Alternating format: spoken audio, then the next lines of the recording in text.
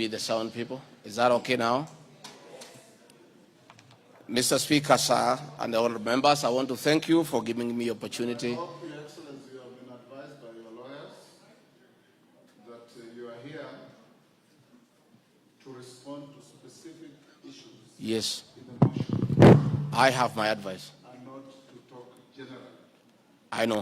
Yeah, so rules of relevance will still apply to you as they apply to all members. Mr. Speaker, the motion before this great House alleges that 2 years ago, since assuming office, I have acquired property and wealth whose estimated value of 5.2 billion shillings. A significant number of properties to which this sum of 5.2 billion is erroneously and maliciously attached belonged to my late brother, the late Honorable James Rigathi GACHAGUA, and as demonstrated by his will, a copy of which is attached. The fact as follows. Olive Garden, my response. The allegations that I own the Olive Garden Hotel is false. The truth is that Olive Garden Hotel used to belong to my deceased brother, the late Honorable James Rigathi GACHAGUA, and therefore has never been my property. This is information that most of you may be aware, as it is in public domain. Upon his demise, my late brother left a will in which, in his recognition that I can take care of his family, he appointed me as one of the executors of his estate. In the said will, my late brother directed that the hotel should be sold, among other properties, and proceeds distributed as per the will. I'm also listed as a beneficiary together with other persons named therein. In accordance with these instructions, the hotel was sold by the executors to a third party. Owing to the above, I do not own the hotel and have never owned it contrary to acquisition in the motion. For the benefit of this august House and the general public, I have annexed to this response copies of the following supporting documents. My late brother's will, sale agreement dated 17th May 2023, an official search for Olive Garden Hotel Limited. Mr. Speaker, Vipingo Beach Resort, just as in Olive Garden above, this allegation is also false. Vipingo Beach Resort belongs to the estate of the late James Rigathi GACHAGUA. For the benefit of this House and the general public, I have attached annexed to this response copy of the official search for Vipingo Beach Resort Limited, confirming that the hotel is still in the name of my late brother's estate. Queen's Gate Service Apartment. The allegation is also false, as the property belonged to my late brother.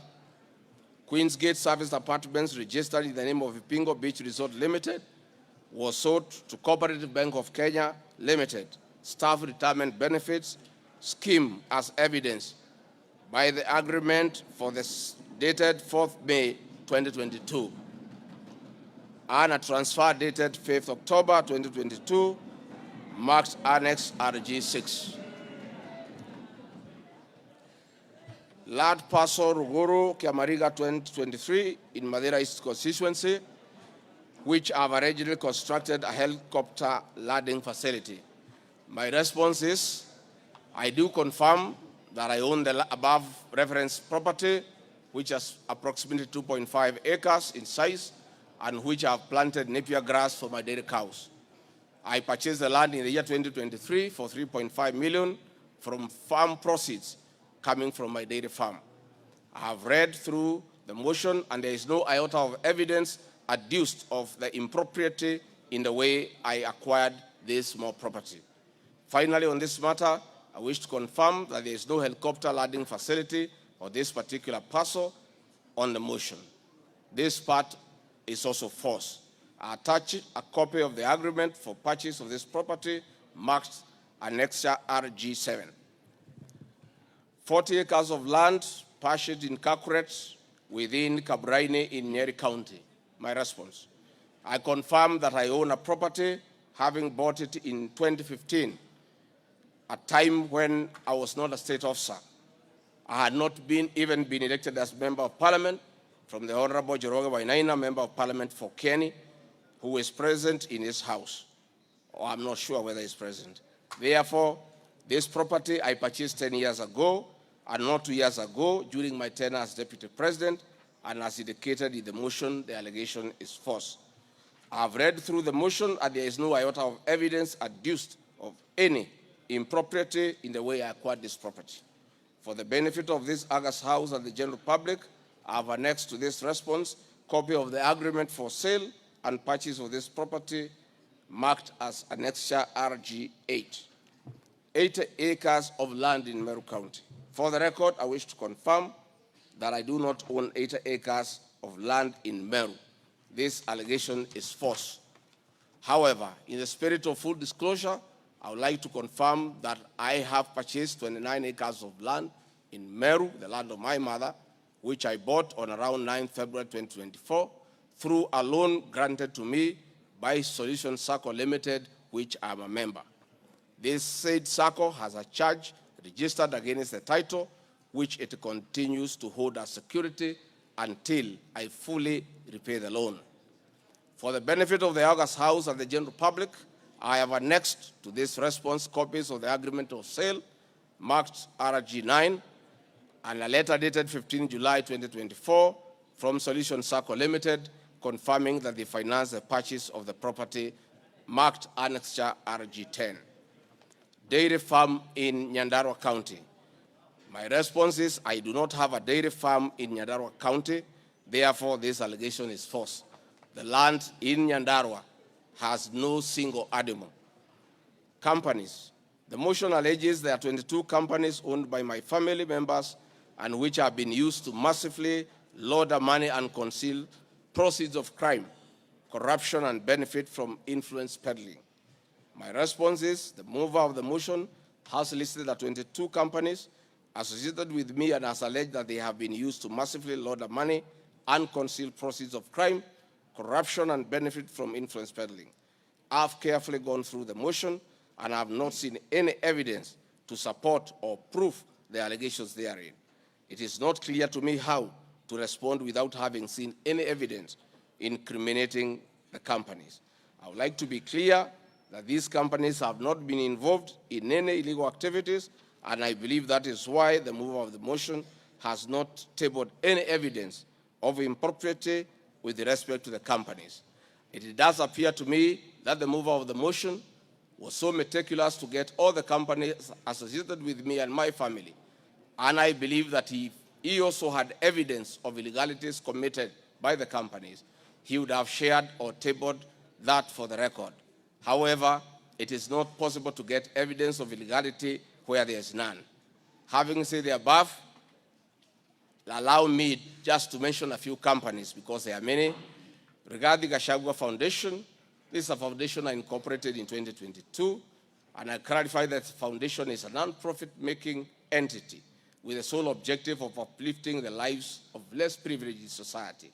This foundation therefore does not trade, and honorable members, you are aware that by law, a foundation cannot be used to trade. Since incorporation, the foundation has received a total of 12 million shillings, which has been utilized as per the schedule marked Annexure RG11, which is paying school fees for children in Pwani University and other universities across the country. Dorcas Rigathi Foundation, because she is not here to defend herself, this is a foundation founded by my wife, Pastor Dorcas, incorporated immediately we came into office as a non-profit making entity for the sole purpose of rehabilitation of drug addicts, widows, single mothers, and orphans. A brief write-up of this foundation, together with its achievements, is annexed herewith as Annexure RG12. It is in public domain that Pastor Dorcas have been around the country doing work of rehabilitating drug addicts and helping others who have challenges. There are many other companies that are here, but I don't, because this is a house of record, I don't want to bother the members of parliament of going through all of them. I want to probably only talk about Wamunyoro Investments Limited, named after my village in Wamunyoro, This company was incorporated 21 years ago before I became deputy president, and is a company that holds family property. Mr. Speaker, sir, I have been accused of exerting influence on officials in the Ministry of Lands to issue an allotment letter to Amonyoro Investments Limited and using the fraudulently acquired documents in support of a court case. My response, Mr. Speaker, sir, and honorable members, I wish to confirm that Amonyoro Investments Limited has never been issued with any letter of allotment for land in Embakasi. Amonyoro Investments Limited purchased this land from a third party in the year 2012. The company's ownership of this property has been confirmed through two legal processes. One, a case was filed before the National Land Commission in the year 2016, adjudicated, and a determination was made that this property belongs to Amonyoro Investments Limited. That was long before I became the Deputy President of the Republic of Kenya. Again, a matter was filed in High Court, case ELC, case number E242 of 2022, which was filed before I became Deputy President. All the documents filed in support of this case were filed in court before I became Deputy President, and no documents have been filed by myself in court upon becoming Deputy President. This being the case, it is not true that I have used my office as Deputy President to manufacture documents filed in this matter. The High Court found that this land legally belongs to Amonyoro Investment Limited and issued the appropriate direction. This matter has since been challenged in the Court of Appeal. I invite any honorable member who may want to be enjoined in this case to have the liberty to do so. Mr. Speaker, sir, I have been accused in the irregular procurement of mosquito nets at a cost of 3.7 billion. In response to paragraph 45 of ground 7 at page 23 and 42, paragraph 78 and ground 11 and page 36, 37 or 42 of the impeachment motion, I wish to respond as follows. It is not true, as claimed in paragraph 3 of the witness affidavit of Andrew Mulwa, that I was involved in the KEMSA 3.7 billion irregular procurement of malaria nets, either directly or through proxy. Further, Shobika Impex Limited was not awarded the subject tender as the acting director of procurement, Dr. Justice Kinoti, by letter 5th May 2023, formally notified Shobika Impex Limited that its bid was unsuccessful because its tender security was not paginated and the tender was hence non-responsive. That is clear at paragraph 4 of the witness affidavit of Andrew Mulwa.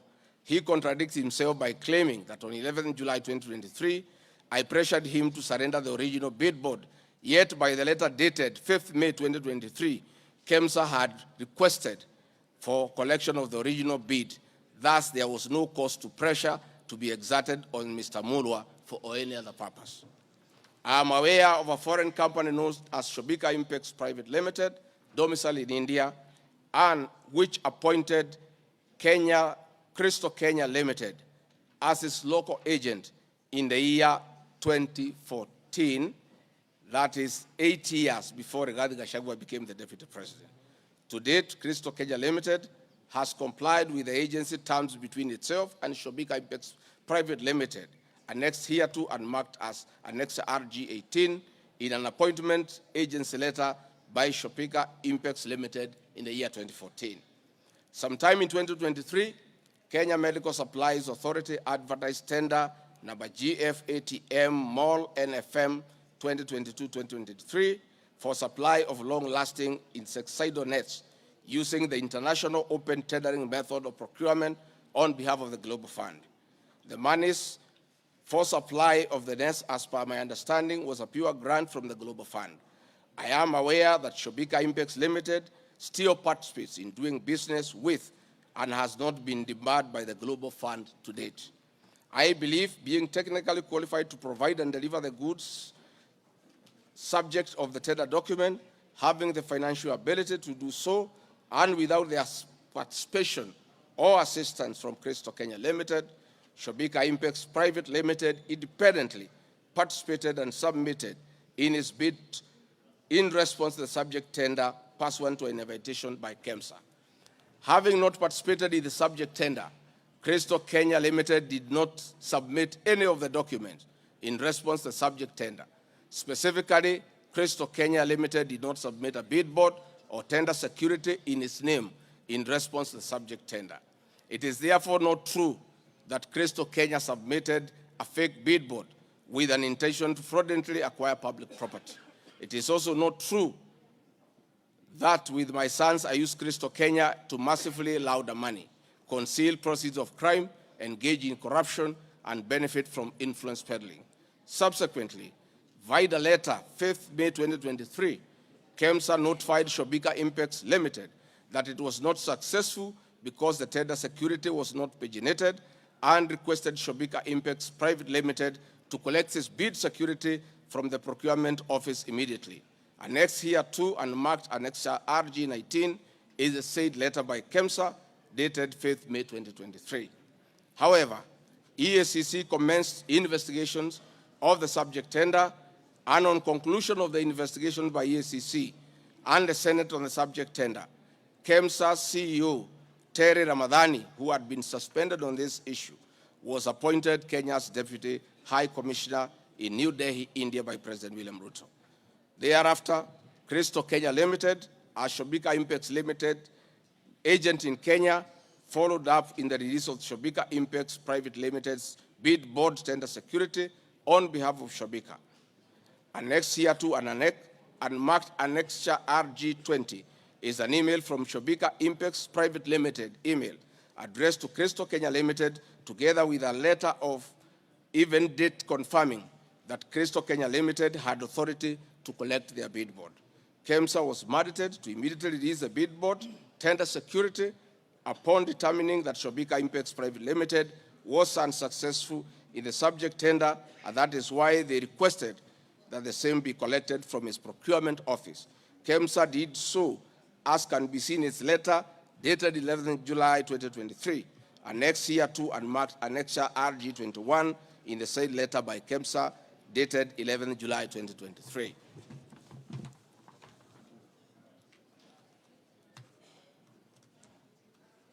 Mr. Speaker, noting that Shobika Impex Private Limited was not successful, it did not supply any goods and it did not receive any public funds in payment thereof with respect to the subject tender.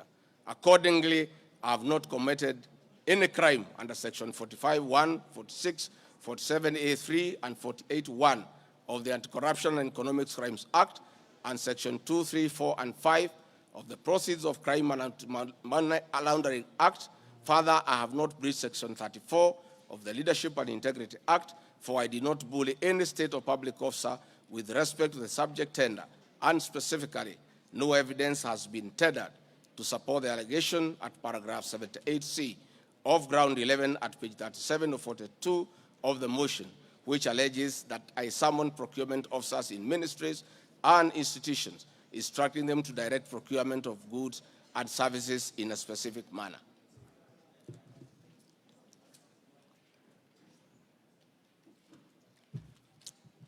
I have been accused of unnecessary and expensive renovation of the official residence of the Deputy President in Karen and Mombasa.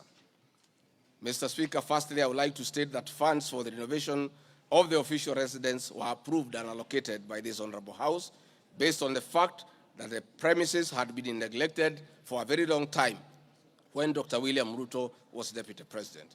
It cannot be fair that this House would proceed to impeach me because of an action that these honorable members have approved by way of appropriating monies for their renovations.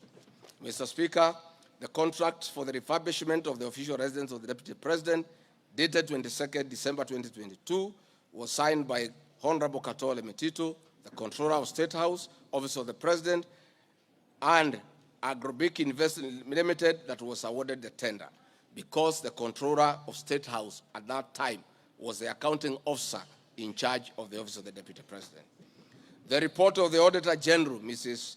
Nancy Gadhongo, dated 24th January 2024, on the Executive Office of the President for the year ended 30th June 2023, gave the opinion confirming that due compliance with the Public Finance Management Act 2012, the report is annexed herewith and marks as Annex RG 23.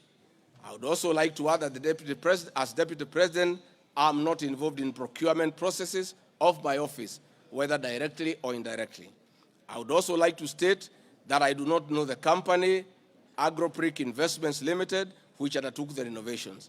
I do not know the directors and the company. I did not participate in the tendering or supervising of the same. The motion dated 26 September 2024 alleges that on 29 January 2023, 45 million Kenya shillings was transferred to Vayani Enterprises Limited, which is alleged to be a special purpose vehicle used by me to siphon public funds. No evidence whatsoever is contained in the motion showing that the said company is in any way connected to me or that I have any beneficial interest in the said company, which I am neither a director or a shareholder. I categorically refute the allegation, which is false and unfounded. Mr. Speaker, I would also like to confirm that I'm not a director or a shareholder, directly or indirectly, of the company called AgroPric Investments Limited, and I do not know its shareholders or its directors. Mr. Speaker, there is an allegation of dubiously acquiring substantial portion of the sum of 100 million paid to Lusona Events Limited. My response, Mr. Speaker, is just like in the above other matter. I have read the motion, and I would like to state that there is no evidence that this company is linked to me. I wish to categorically state that I have no beneficial interest in the said company, and neither am I affiliated in any way to the directors and shareholders of the said company. I would also like to state that I'm not a director or a shareholder of the company and do not know its shareholders or its directors. I do not sit in a tendering committee. I am not the accounting officer of the Office of the Deputy President. I have also not had any complaints against the manner in which the company undertook the work. I am unable to confirm the allegations on funds withdrawn from the account of the company since I am not a signatory to its account. I am not associated with the company in any way whatsoever. Mr. Speaker, the motion dated 26 September 2024 claims that I am reasonably suspected to be the principal beneficiary of the dubious transactions. However, Mr. Speaker, no evidence has been adduced or annexed to the motion to give credence to the allegations or suspicion. I categorically refute acquiring or benefiting from any funds paid to Lusona Events Limited, and therefore the allegation is false and unfounded. Mr. Speaker, I have been accused of siphoning money through St. Nicholas Rehabilitation and Industrial Training Institute Limited. My response, Mr. Speaker, is that the motion dated 26 September 2024 makes the claim that a payment of 21 million was made to a company called St. Nicholas Rehabilitation Center and Psychiatric Hospital. Then subsequently payment was made to Umalari Motors Limited. The motion claims that it is suspected that the entire transaction was used by me to siphon public funds and the payments typify money laundering transaction. I am not a director or a shareholder of this company, and I've never received any payments from this company. Similarly, I'm not affiliated or related to the shareholders and directors of the two companies. No evidence has been annexed to the motion showing that I was a beneficiary of the funds paid as alleged. I wish to point out that I'm not the accounting officer in the Office of the Deputy President, and I'm not aware that the payments made to this company by the office. The allegation is therefore false and unfounded. Mr. Speaker, there is an accusation of alleged sensational but false accusations against the Honorable Lady Justice Esther Minor. My response, Mr. Speaker, it is alleged in the special notice motion on ground 4 on page 14 at a gross violation of the Constitution that I publicly attacked the Honorable Lady Justice Esther Minor and forcefully threatened to bring action against her. First, Article 160, Subarticle 5 of the Constitution provides that the judge cannot be found liable in a court of law for actions taken in good faith in lawful performance of their work. This provision is not a bar on freedom of expression guaranteed at Article 33 of the Constitution, nor a bar of the right to seek redress for legal wrongs simply because a wrong is committed by a judge. They exit multiple legal fora in which to take action against a judge for any actions that are not lawful. My statements were protected speech consequent to a decision by the learned judge in a matter involving my personal assets, which I disagreed with and found to be wholly unfair. The matter having been concluded at that stage, my criticism of the decision was not sub judice, nor in any manner prohibited by law. While I respected the ruling of the learned judge, I was in absolute disagreement with it. Contrary to the assertions in the special motion, I did not falsely threaten to bring action against the learned judge. I took actual legal action available to every citizen of Kenya under Article 160B, subsection 2 of the Constitution, which allows any person to petition the Judicial Service Commission for removal of any judge and filed a legal complaint before the Judicial Service Commission, JSC, in March 2024. The complaint being live before JSC, discussion of the conduct of the learned judge in the said manner here would be sub judice. A copy of the complaint is annexed herewith and marked Annexure RG 24.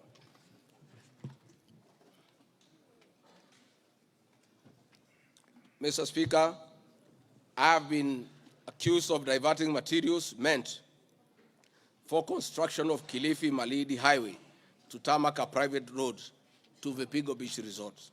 My response, Mr. Speaker, I reiterate that Vipingo Beach Resort is registered in the name of the estate of my late brother, Honorable James GACHAGUA. Number two, the facts are as follows.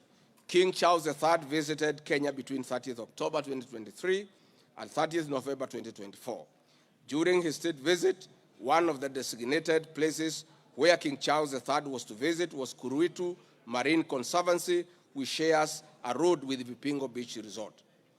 I have annexed a copy of the program for the state visit to Kenya by King Charles III, marked as Annex RG 25, which at page 13 on items 63 and 64 shows his departure and arrival at Kuruitu Marine Conservancy. There are several media reports confirming the visit by King Charles III to Kuruitu Marine Conservancy.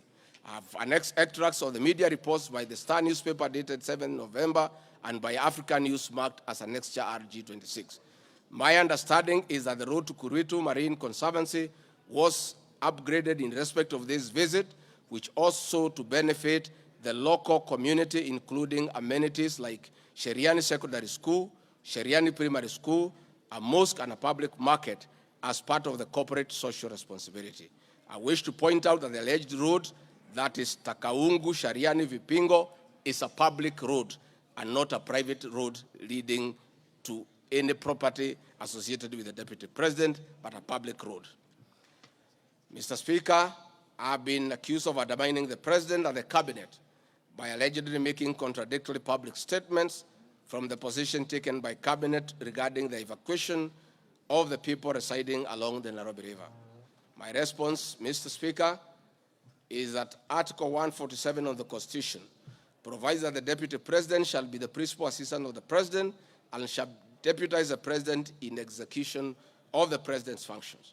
Article 28, which states that every person has inherent dignity and the right to have the dignity respected and protected. Article 29C, Mr. Speaker, states that every person has the right to freedom and security of the person, which includes the right not to be subjected to any form of violence from either public or private sources. Section 15G1 of the Land Act states that notwithstanding any provisions to the contrary in this act or in any other written law, all eviction shall be carried out in a strict accordance with the following procedures. Be preceded by proper identification of this taking part in the eviction or demolitions. Be preceded by the presentation of formal authorizations for action. C, where groups of people are involved, government officials or their representatives be present during an eviction. D, be carried out in a manner that respects the dignity, right to life and security of those affected. E, include special measures to ensure effective protection to groups of people who are vulnerable, such as women, children, the elderly, and persons with disabilities, including special measures to ensure that there is no arbitrary deprivation of property or possessions as a result of the eviction. This includes mechanisms to protect property and possessions left behind involuntarily from destruction, to respect the principles of necessity and proportionality during the use of force, and give the affected persons the first priority to demolish and salvage their property. Critically, our Constitution provides at 147(2) that first the Deputy President shall perform the functions conferred by this Constitution and any other functions assigned by the President. Pursuant to Article 3 of the Constitution, I, as well as every other citizen of Kenya, and state or public officers have an obligation to respect, uphold, and defend this Constitution in performing any of my functions. This, the national values and principles of governance contained in Article 10 of the Constitution, by those state organs, public officers, and all persons, including myself as Deputy President, wherever we make or implement public policy decisions.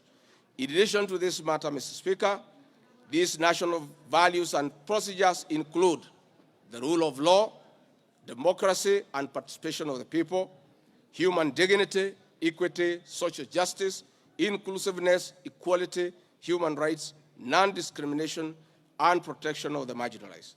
Adherence to these principles become extremely important when we, as state officers, are contemplating legal evacuation of citizens with a duty to avoid inhuman forced eviction that will be contrary to our Constitution and international law. While campaigning with President William Ruto, and subsequently when I was sworn in as Deputy President, the President and I promised, as a key pillar of the Kenya Kwanza government, that there will be no forced or unlawful evictions, and that all evictions will be human and entail legal compensation.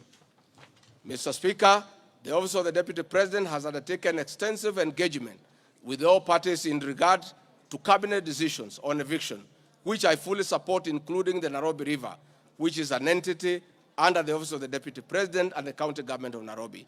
Adherence to these principles become extremely important when we, as state officers, are contemplating legal evacuation of citizens with a duty to avoid inhuman forced evictions that will be contrary to our Constitution and international law. Guideline number 6 of the United Nations General Assembly Guidelines for the implementation of the rights to adequate housing prohibits forced evictions, and that the state should ensure that any eviction under domestic law are fully compliant with international law. The guidelines further require meaningful engagement with communities to ensure that the rights of residents are implemented cooperatively without the need for eviction procedures or police enforcement. Mr. Speaker, I have supported the implementation of government directives on the eviction, save for the fact that on being informed that the persons residing along Nairobi River would be evicted and paid 10,000 shillings only, which I and many other Kenyans felt was inadequate compensation for eviction. I insisted that the government should abide by the constitutional dictates and international norms while implementing any cabinet decisions, including eviction, and maintain the dignity of the citizens of Kenyans facing eviction.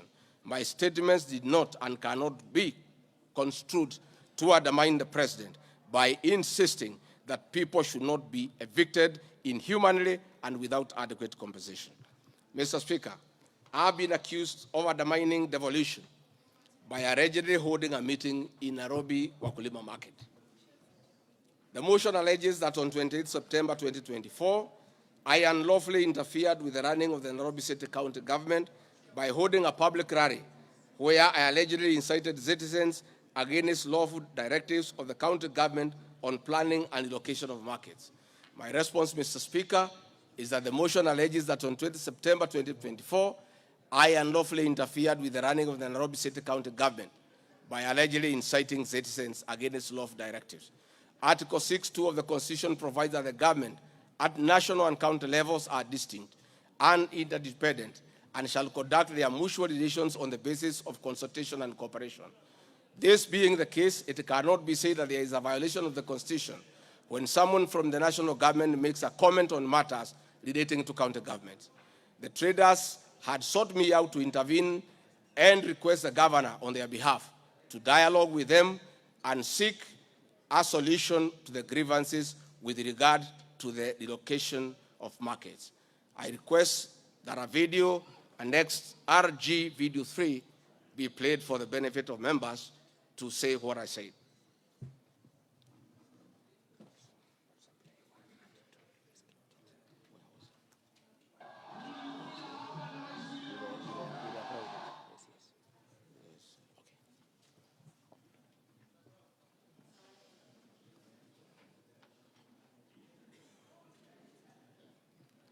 Please play the video for us.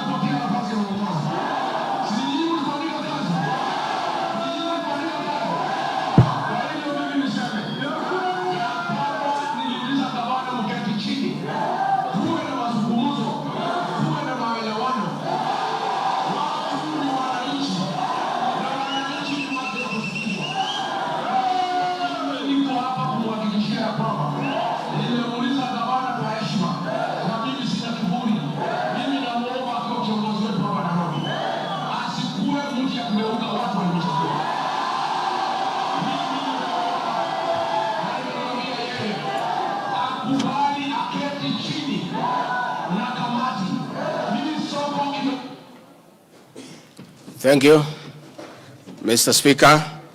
My counsel has just drawn my attention that in my earlier explanation on Nairobi River, I have a video 1 and 2 that I would like you to play so that I buttress my point on what I meant. Please, technical people. Video 1 and 2. We don't have a choice.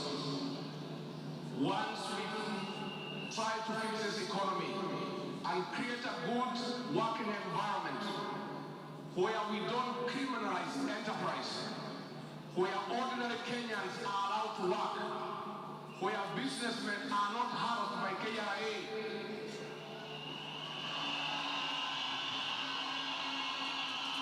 where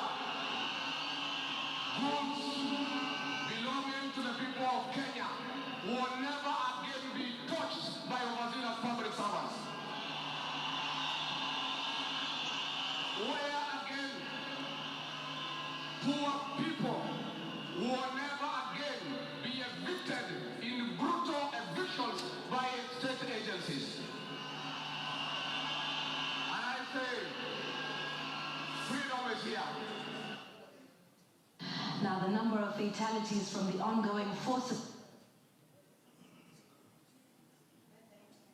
eviction by the government has risen to 3, with another tragic loss in Mathare on Monday. An 18-year-old boy died as a bulldozer brought down a church in the area just moments after President William Ruto left. The young man who was assisting in salvaging the church's belongings became a casualty of the demolition. Earlier on Saturday, 2 individuals lost their lives in Mukuru kwa Ruben during a similar eviction exercise. Ben Kirui reports. Monday evening, the ongoing forcible evictions in flood-prone areas tragically ended yet another life. The 18-year-old Ian Otieno lost his life in Mathare Moments after President William Ruto left the area where he has been assessing the effects of floods, bulldozers descended on homes near riverbanks, flattening structures marked for demolition. Winnie Makinda, Ian's mother, struggled to comprehend the loss of her son, a candidate in this year's state CSE.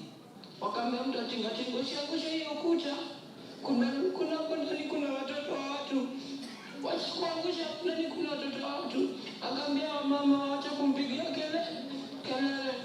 Reports indicate that Ian Otieno was trying to salvage church properties when the bulldozer brought down the wall, leading to his sudden demise.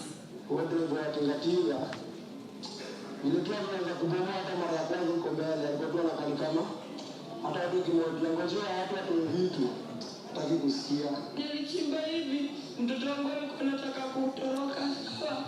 Unasikia alishika mtoto wangu na hiyo kitu hapa, mtoto wangu akienda hivi, mtoto wangu ana hivi. His death led to demonstrations by residents, prompting police intervention. The law enforcers lobbed tear gas canisters to disperse the rioting residents. Watu wakachukua mwili tena tuonyeshe maskari yenyewe wametulia mtoto. Maskari kutuona kwa gate wakaanza kutoa gari, wakaanza kulipa shoot. Residents insist they will comply with government orders to vacate houses along riparian lands only if provided with alternative housing solutions. Saturday's demolitions in Mukuru kwa Ruben claimed 2 lives and injured 3 others, sparking outrage among residents who blamed the government for forcible evictions despite many not yet being relocated. Last week, the government mandated the evacuation of all residents from risky areas within 48 hours, including those near dams, those in areas prone to mudslides, and Kenyans residing on riparian lands. Ben Kirui, Citizen TV, Nairobi. Hakuna tena mambo ya evictions katika Nairobi. Kama kutakuwa na maneno, ni maneno ya relocation ambayo itakuwa ni kwa utaratibu bila ya mwananchi kuvunjiwa nyumba. Huwezi kutoka nyumbani alafu unarudi jioni unakuta masufuria barabarani na blanketi sijui imekaa wapi. That one will not happen again. We want to make sure that we are an orderly, humane society that respects the right of everybody, irrespective of who they are or irrespective of their financial status. We are all equal before the Constitution. Tumekubaliana watu wa Nairobi? Vijana tumekubaliana? Thank you, Mr. Speaker. That was President William Ruto talking the same language as his deputy, that brutal and forceful evictions have no place under this administration. We have seen a video of brutal eviction. We have seen young children crying in tears. The deputy president is being accused of undermining his boss by just doing what his boss said, that we should never forcibly, brutally evict the people of Kenya. Mr. Speaker, the leadership of Nairobi business traders approached me sometime in March 2024 at the official residence to discuss multiple issues affecting business and requested engagement in the solution and intervention on these issues. Consequent to this meeting, I directed that short, medium, and long-term strategies be undertaken, coordinated by the Office of the Deputy President, to address the issues raised that cut across various agencies, including KRA, Kenya Post Authority, Anti-Counterfeit Authority, Kenya Bureau of Standards, National Police Service, and the Kenya Copyright Board. On 11th April 2024, the Small Traders and Government Agencies Technical Committee, coordinated by my office, held a meeting to discuss issues raised by the small traders, including Muthurwa Market, attended by the Office of the Deputy President staff, in a supportive role in keeping with the draft framework of cooperation and engagement between the government, the Nairobi City County Government, and Nairobi business traders. Subsequent this, Mr. Speaker, is clear that my office have been having meetings with the Governor of Nairobi on various matters affecting the people of Nairobi, and hence the Deputy President cannot be accused of undermining devolution. Mr. Speaker, I've been accused of undermining devolution by allegedly holding meetings to fight alcohol. I'm sorry, Mr. Speaker, if the House took it that I say the House is a theater of the absurd. I was talking about this specific charge of undermining devolution by holding meetings to fight alcohol to be discussed in this House. That, to me, is what I thought that moment. If it's 5 minutes or 10 minutes, that would be the theater of the absurd. I did not attribute in any way by trying to demean this House that I sat for 5 years, by calling it the theater of the absurd. But this particular charge, Mr. Speaker, drug and alcohol problem in Kenya has been on the increase, and many of our youth have become addicted to alcohol and their lives destroyed because it causes them to drop out of school and start engaging in petty crime to look for money to buy alcohol. I'm a strong advocate for youth rehabilitation from alcohol and substance abuse, which I continue to encourage and support in order to save our future. With regard to alcohol control and regulation, I wish to state that I have held several meetings with the governors in Meru, Chuka, in Mombasa, in Nakuru, in Nyeri, and the efforts that President William Ruto asked me to lead in eradication of illicit brew has been very successful, and we have been working with the governors and county assemblies who have been developing legislation on the control of licensing of alcoholic drinks. If there is one program that has had the best working relationship between county governments and the national government, it is this particular program. I'm a bit emotive about illicit alcohol because I lost my brothers. One who was a medical doctor to alcohol, another who was a farmer to alcohol. I take it passionately. I don't know who complained about this particular charge. I have not seen any evidence of any complaint, and I have not heard any person in Kenya complaining that the deputy president is undermining with the devolution by leading the war on illicit brews and drug abuse. Whatever this House decides tonight and the other subsequent House, whatever happens to Rigathi GACHAGUA, whether he's in or out of office, this war must continue and must be won for the sake of our children.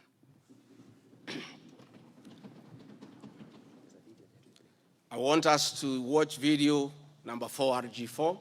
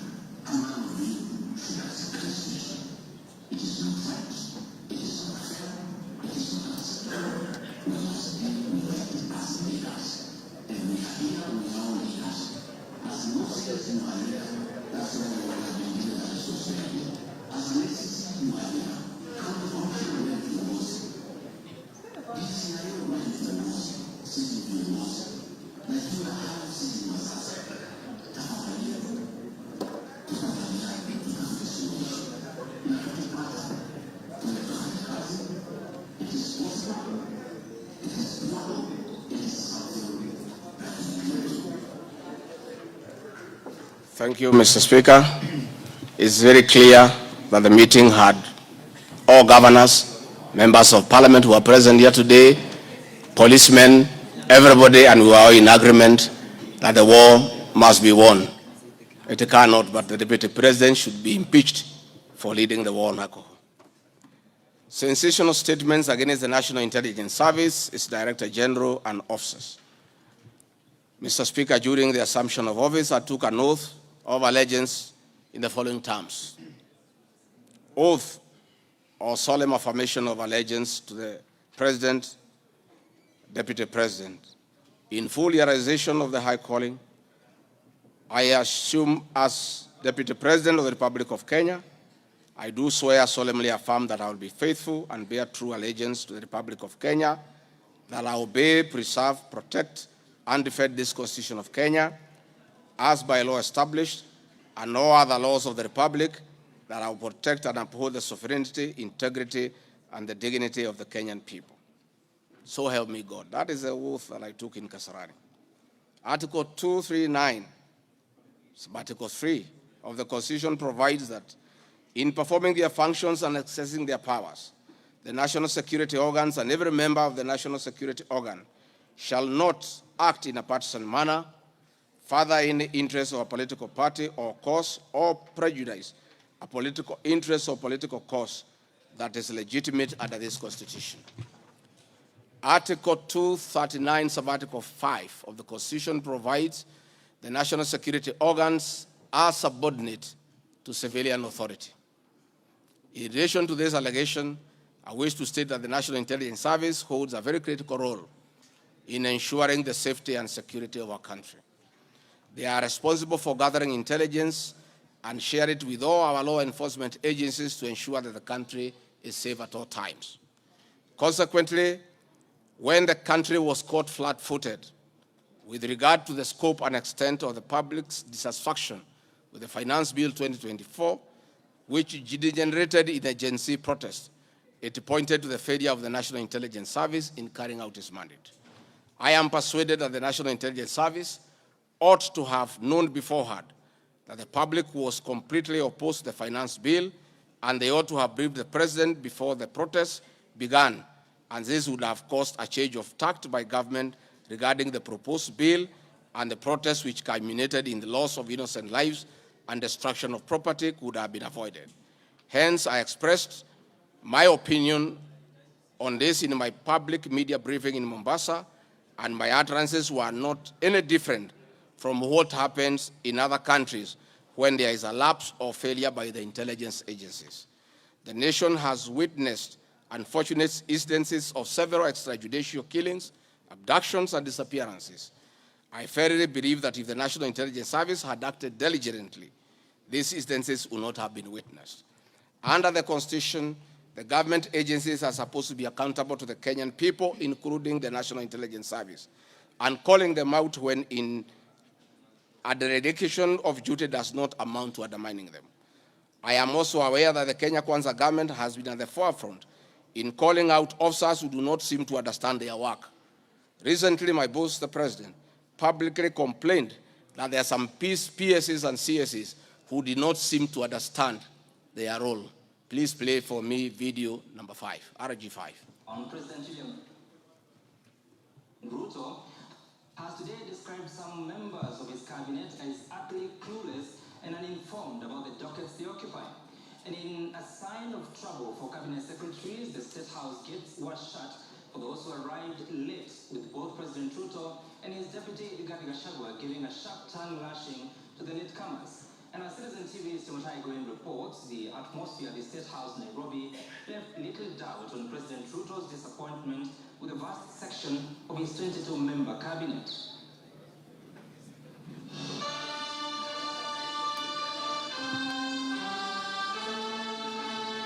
A cold morning in Nairobi, but the seats on the State House grounds came ultra-heated, particularly for cabinet secretaries. The cabinet members came here to sign performance contracts, but the oral appraisal of the day spurred anything between trouble and outright doom. If you cannot keep time with your employer, you have basically dismissed yourself. I mean, it's just as simple as that. So, for those who came late, who are members of the executive, I will be expecting a written explanation, and it should not include matters of traffic. Punctuality was at issue, with some cabinet secretaries being locked out of State House for lateness, and from the podium, the president and his senior lieutenants were unforgiving. Niona watu wale wamechelewa, nikaona rais na mimi namjua. Nikaona uso yake nikajua hapa kitaumana. Sababu leo ni siku ya performance contract. Ile siku muhimu sana ya kuja kuweka. Na leo umefika pale na hizo anakaa. Tayari amekaa na ni rais wa Jamhuri ya Kenya. Wewe umechelewa ukiwa kuona nani? Who else are you going to see? One of the things we need to learn in our performance contract is to beat the traffic.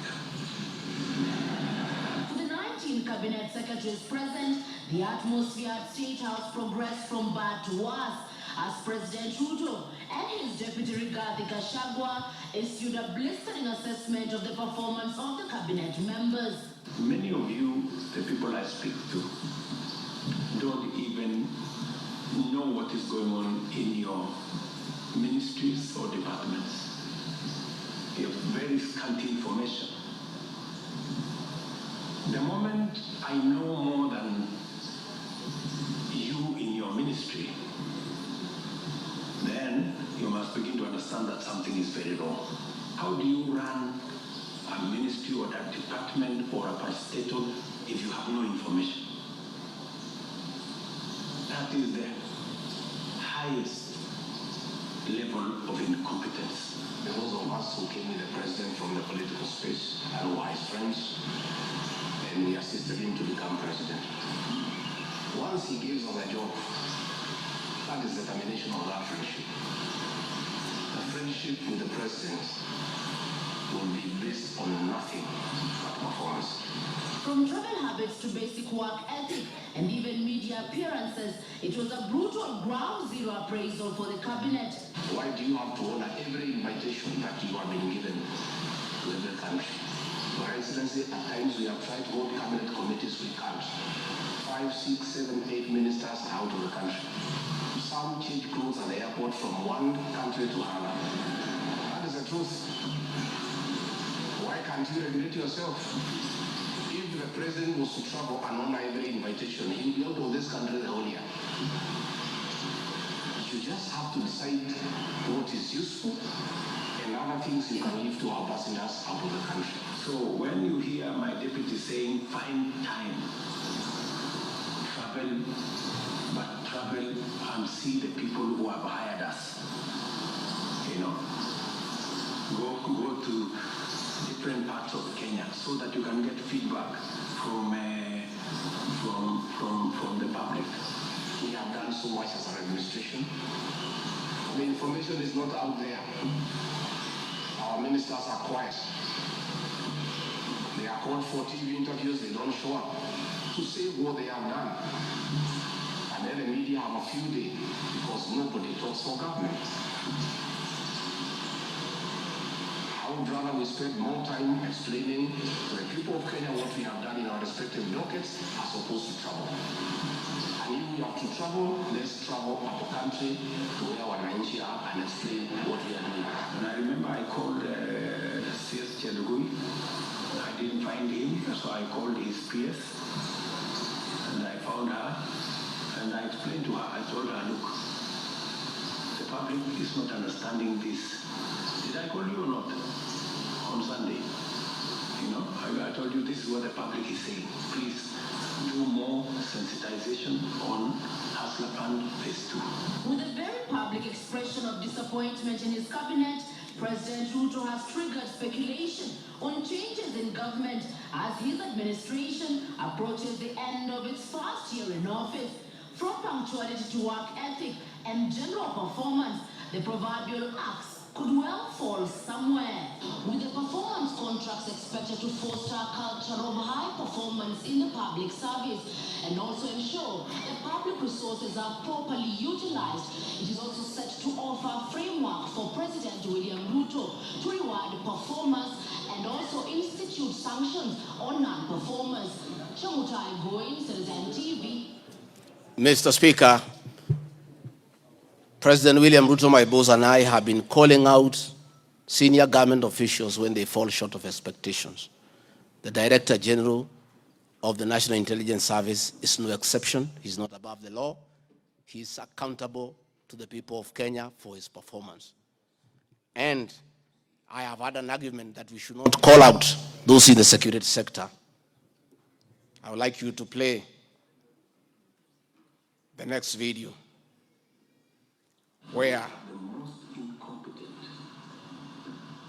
Inspector General of Police, I think, in the world. The most incompetent in the whole world. His incompetence may not necessarily play out on the inside.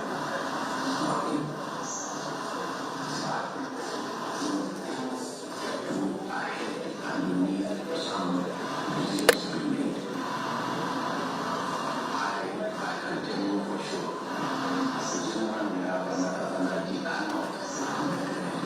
Nataka tumwambie ule mtu wa sinema mingi anaitwa ule mtu ule DCI ule anaitwa mtu anaitwa Kiboti awache ujinga, ule bwana Kiboti awache ujinga. Sio kama tunaelewana.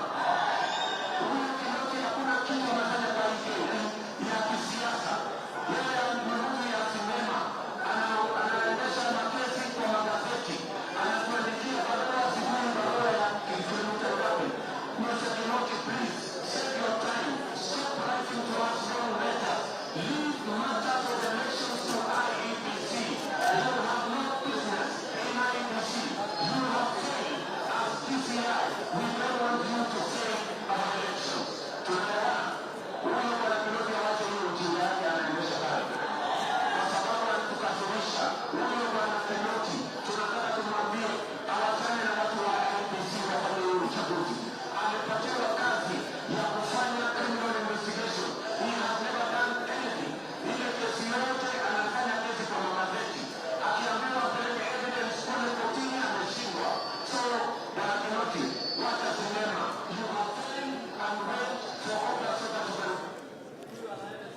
Honorable members, that was President William Ruto as Deputy President criticizing IG Mutiabai, DCI Kinoti. Rigathi GACHAGUA has learned his job from his boss, that public officers must be called to order when they fell short of expectation.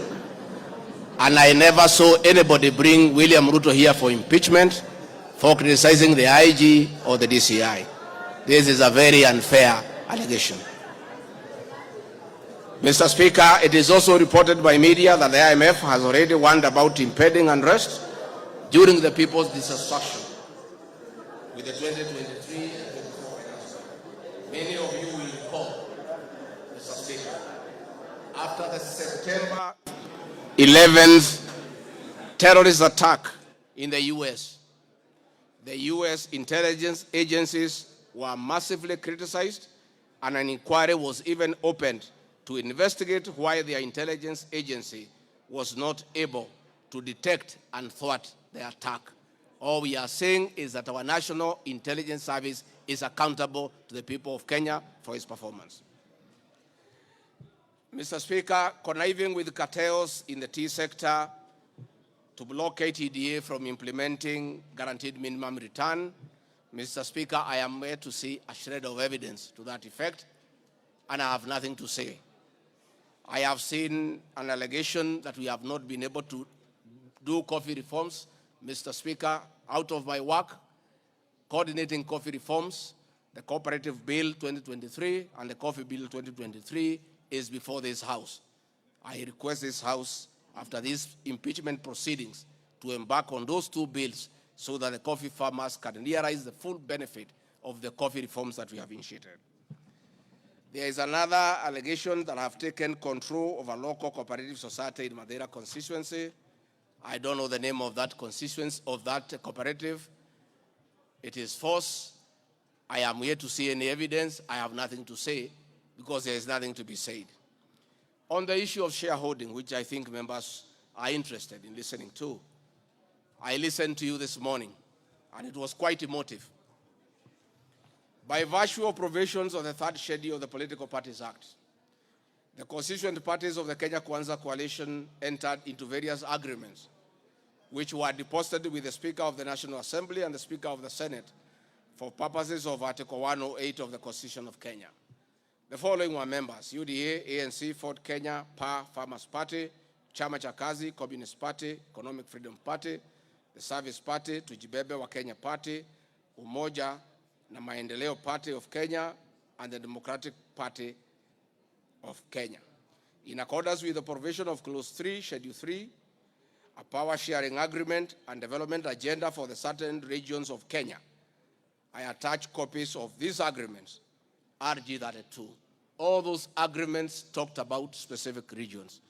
The leaders who appended their signatures canvassed issues of appointments to do with specific regions.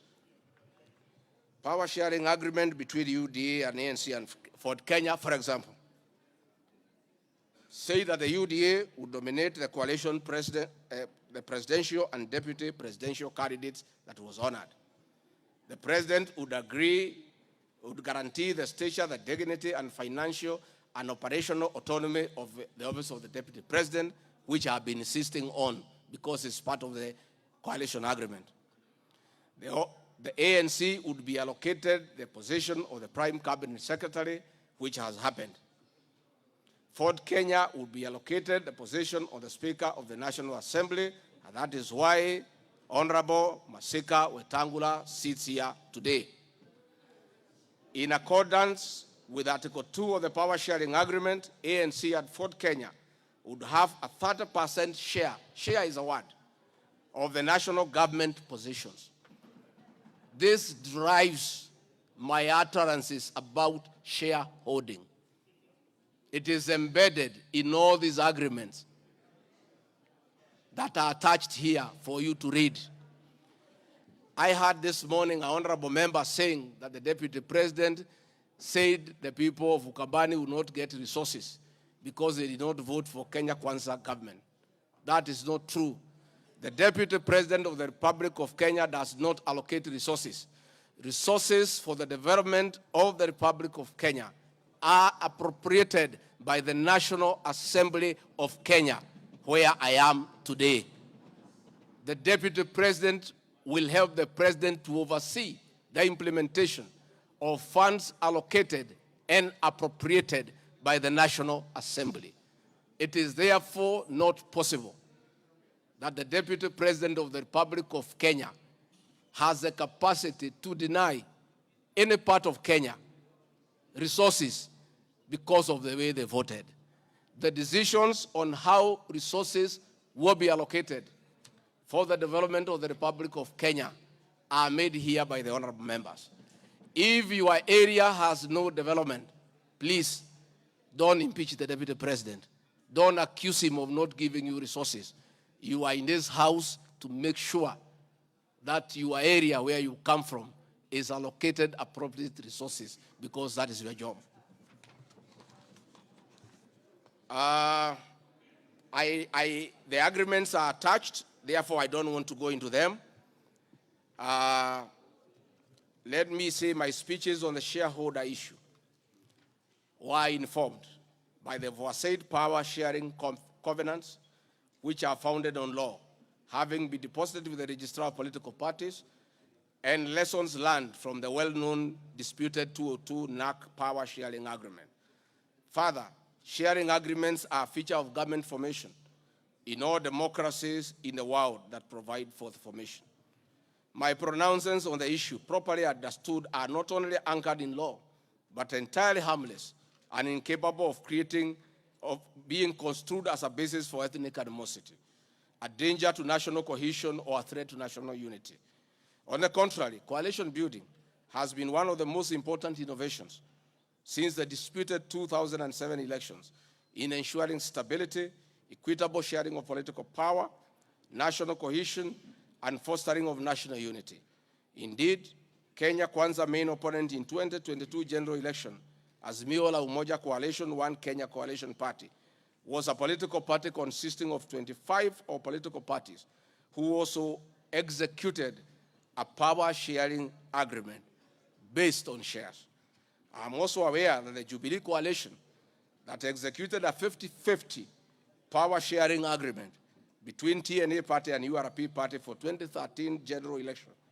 I have thus not violated Section 13(1)(a) and 62 of the National Cohesion Integration, nor has this commission summoned me to explain any of my comments and how it can affect cohesion. However, notwithstanding the said power share agreement, upon election as Deputy President, I went out of my way, as required by the Constitution of Kenya, to serve all Kenyans regardless of their political preferences during the election or ethnic origin. I now produce the following video showing some of my speeches all over the country as marked RG Video 7.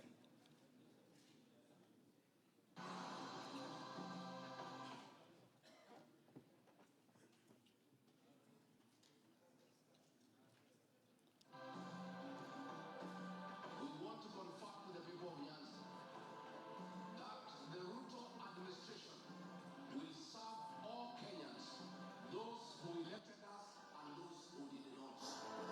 Kenya hii kila mtu afanye kazi, kwa sababu kila mtu analipa kodi.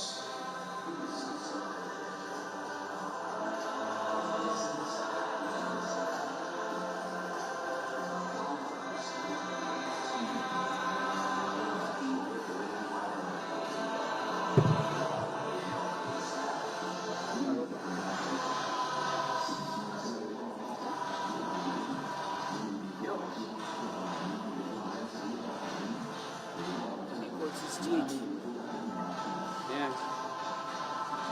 Foot.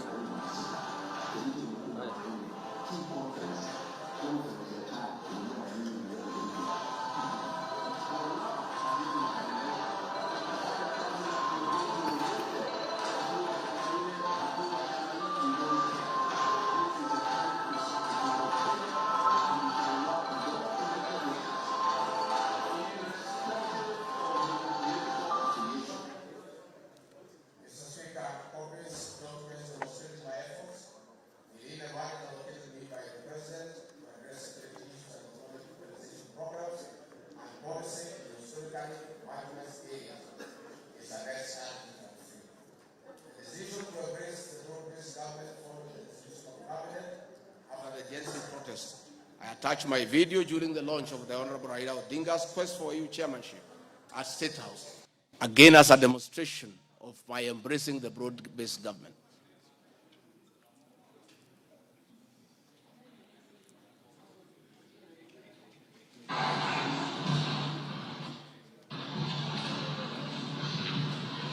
Your Excellency, Dr. William Ruto, President of the Republic of Kenya, and Commander-in-Chief of the Defense Forces, Your Excellencies, Heads of States and Government Presidents, Your Excellencies, Ambassadors and High Commissioners and members of the Diplomatic Corps, Heads of Delegations, Members of Parliament, and all dignitaries present, good morning. Your Excellency, let me say this is a great moment for our country. What a day, what a moment. We are here, Your Excellency, as a country to unveil Kenya's finest to go and lead Africa. It's a proud moment for this country. And I want to say, Your Excellency, the people of Kenya have been elected to a man by the candidature of the Right Honorable Raila Odinga to be the chairperson of the African Union Commission. This is a quest that has brought pride to our nation. And I would like to tell the leaders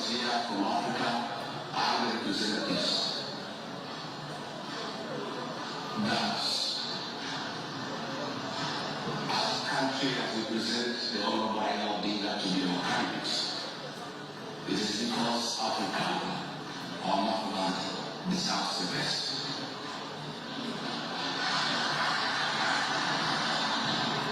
The passion and zeal of Right Honorable Raila Odinga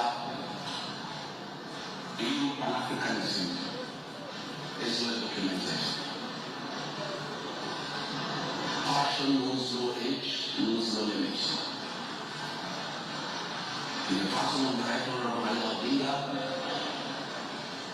he joined the hands of Jomo Kenyatta and Kwame Nkrumah in pushing the agenda for Africa. And therefore, say, Your Excellency, the lessons of today are that Raila Odinga, Right Honorable, is a man of great resilience, endurance, and perseverance. Today, we are going to unveil the transformation of Right Honorable Odinga from a national leader to an African statesman. And for all us in leadership, we have learned great lessons of resilience, endurance, and perseverance. Someone may ask, why is Rigathi GACHAGUA who has before had issues with the leadership of Raila Odinga? As a truthful man, I have nothing against it. It's only that we were competing for the same position between him and my boss. Now that he's going for a bigger seat in Africa, all of us, from the president, I, and the rest of Kenya, are happy. And the Right Honorable Raila Odinga, as a man who listens to the ground, let me confirm to you.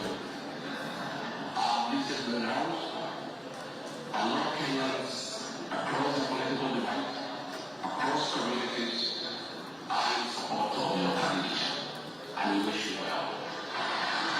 Before I call Your Excellency, let me acknowledge the place of family, not just in our lives, but in leadership. I think it is a great moment for the Right Honorable Raila Odinga. It's appropriate that I acknowledge on behalf of the country the role Raila Odinga has played in the life of this great son of this land. Raila Odinga, we salute you as a country for having been a very strong pillar to your husband in very difficult times, and in his worst moments you have always been there for him. We ask families to support their spouses. So when I have been asked to wish you happy birthday, it is my hope and prayer that your next birthday will be celebrated at Addis next year. And if you invite President William Ruto to come and he's not able to come, Mr. President, I'll be very happy for you to send me to represent you in that great birthday. We never want to say as a country, this is a great moment. And like Honorable Odinga, I have noted with a lot of appreciation, my wife, Pastor Douglas, is a very prayerful woman, has been praying for me and the President daily. And I noted from yesterday she was already in her prayer. And because our prayers work, we have no doubt that you will get this seat. Mr. President, it is now my honor to request you come and anchor Kenya's finance and embark on the journey of transformation of the Right Honorable Raila Odinga from a national leader to a great African statesman. Thank you, Mr. Speaker. President William Ruto has many times appreciated my people issues and has repeatedly pronounced himself. Let me have the video number 9. Speaking of deputies,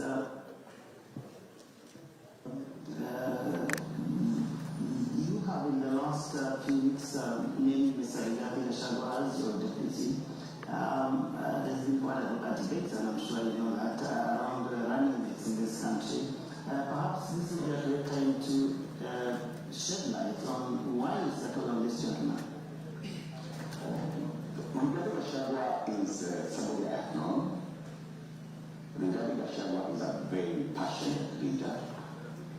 Rigathi GACHAGUA is a people's person. He speaks about the things that I speak about. He speaks about ordinary people. He's concerned about matters to do with farmers. He's concerned about the things that are dear to ordinary Kenyans. And the nexus between me and Rigathi GACHAGUA is the people. He believes in bottom up the way I do. And that is why I chose Rigathi GACHAGUA to work with him. Thank you very much. Thank you very much, Mr. Speaker. In addition, and almost in conclusion, I am not the only leader at the national level who has encouraged unity among Kenyans based on shared regional, geographical, and economic and other factors. I have attached several articles. Luya unity is not optional, Moses Wetangula. Ruto puts case for Gema Kalenjin unity. Mijikenda unity in the offing. Masai leaders in unity talks ahead of next year's general election.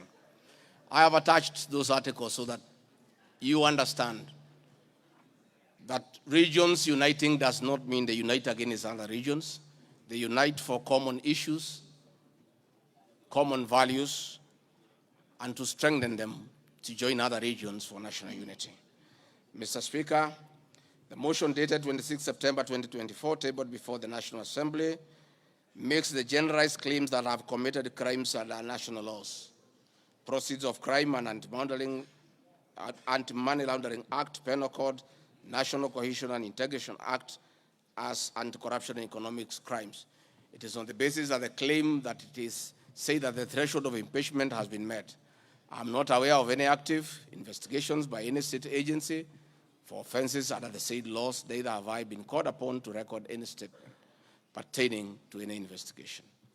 Just like any other Kenyan, the Constitution accords me the presumption of innocence in relation to criminal offenses until the contrary is proved in a court of law on a specific standard of evidence. Therefore, in the absence of any active investigations by any investigative agency in Kenya, I do not believe that there can be any serious reason to believe that I've committed any offense. Otherwise, that will be an indictment of the intelligence agencies as well as investigative agencies. Therefore, it is inconceivable that the threshold of the impeachment motion as defined in Article 145 of the Constitution can solely be based on the perception of the mover of the motion in the absence of any other evidence. I heard the mover this morning saying that all we need to do is to believe in him. I believe that cannot be the position. We need actual evidence against the Deputy President. The net effect of the impeachment of this basis of allegations of criminal offenses whose evidence has not been tried and tested in court of law or by bodies mandated to investigate would be to disqualify me from the possibility of holding public office in relation to Article 99(3) without the benefit of due process of law and exhaustion of the systems of appeal as provided in the Penal Code. Mr. Speaker, I do not wish to respond to the issues I had this morning that are outside the motion. I want to confirm that I have tremendous respect for Kenyan women, and I have never disrespected them. What has happened is that as politicians, there is always propaganda to undermine somebody. I call upon anybody with evidence that I have ever disrespected that person to come out and provide that evidence. I heard my very great friend, the Honorable Faith Gitau, say that I disrespect women. Many times I've been to Nyandarua. I've referred to Honorable Faith Gitau as Ngatha. Ngatha is a Kikuyu name for a woman of great respect. That I have done countless times is on video. Finally, the Honorable Bose Sholei, I heard what you said in Eldoret. I heard this morning that you said I should be charged with treason. But my sister, me, I'm a grateful man. I remember, and I'll never forget. During the last administration, when I was arrested on fabricated charges for standing with President William Ruto against the wish of the government at that time, Gladys Bosholai came and sat with me at DCI headquarters, brought me tea, brought me lunch, sat with me, comforted me. At court, she coordinated the collection of 12.5 million shillings as my cash bail. She came to see me in Gigiri for 4 days and had very kind words for me. Despite what you have said, my sister, I do remember that one good thing that you did for me, and I'll love you and cherish you for the rest of my life. Finally, Mr. Speaker, as I wind up, I want to appeal to this Honorable House to consider the allegations against me by the mover of the motion, weigh it against the attached evidence, weigh it against my defense and the attachments and the videos that I've played in this house, and exercise your mind and exercise your discretion. Search your conscience and decide if Rigathi GACHAGUA is guilty of any of those allegations or is undergoing a political process. If you are so persuaded and you search your conscience without any intimidation or coercion or inducement, and you think it's the right thing to do, please go ahead and do so. If you search your conscience and listen to the issues that have been adduced here, and you find that there are no grounds to impeach the Deputy President of the Republic of Kenya, please make the right decision. But as you do so, many members who are in this House remember what President William Ruto as Deputy President went through. And most of us stood with him. Rigathi GACHAGUA underwent 4 years of persecution. Others were persecuted. But we took a firm stand because we believed we were doing the right thing.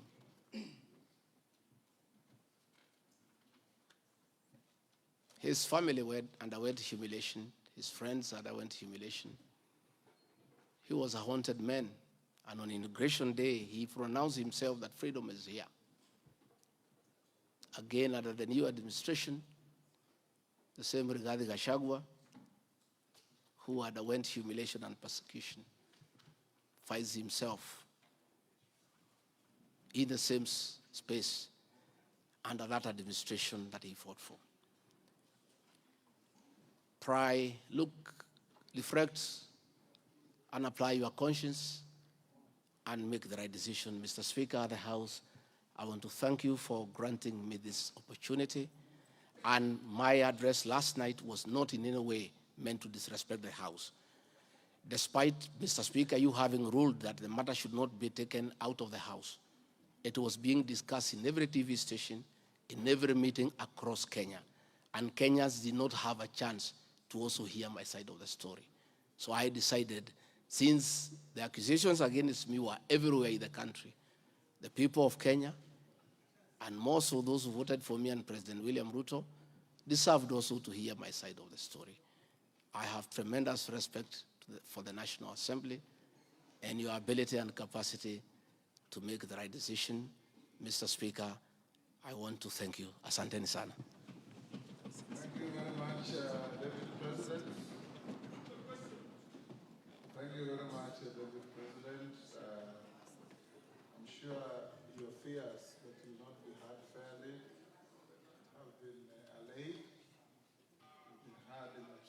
silence. You've been heard with total decorum from the House. And members, I salute you for the display of your legislative maturity in giving an opportunity to a subject to a motion in the person of the Deputy President to be heard. What is it, Rosa? The proceedings are still going on. Who is praying? Yes, Senior Counsel. These proceedings are still going on. Yes, Mr. Speaker. This is a House of Record, and I had wanted to rise under Standing Order 65, 67A, and 67B. Two of those points you've already covered, Mr. Speaker. It is important that the record reflects that although the standing orders do not require